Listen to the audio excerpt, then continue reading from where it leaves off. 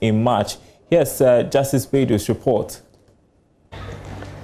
Felix Bentum is not sure what the future holds now. He had built a company that used to connect tourists who wanted to volunteer in Ghana. In under 5 years, he had brought over 500 people from all over the world to work and holiday in the beach town of Busia, where he has lived all his life.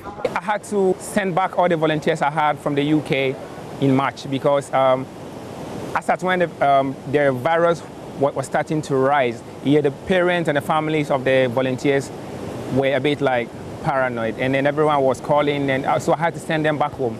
I had about 120 bookings for this year, only in the UK. So like it was going to be a very like big boost for the project and then the program as well. And it's also going to boost the economy of the village as well. Depending on where you are or what you do, you will feel the impact of COVID-19 differently. But this small town, one that largely survives on the thousands of tourists who come here every day, was brutally hit when borders were shut. It's a bit of tragedy because nobody's coming and... Kangaroo Pouch, run by middle-aged Ya Echa, has not had any guests for 3 months now.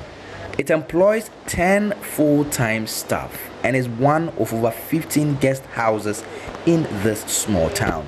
Half of that number have folded up in the last 3 months alone.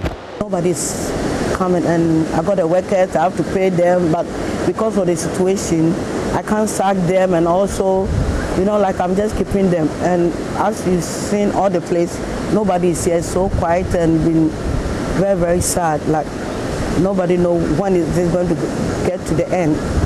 I'm afraid we're not going to see that increment. Even if it gets better in a few months, it's going to be like reduced because of the virus.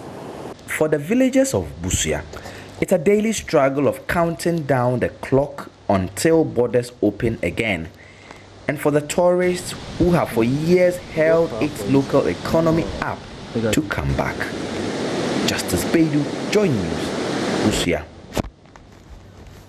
Still stay with the issues related to the reopening of airports. You had the sector minister indicate that we're expecting flights today around 1 and 2 p.m. Let's check with my colleague Charles Aite, who is at the Kotoka International Airport for us right now to find out what exactly is the situation over there. What can you report, Charles?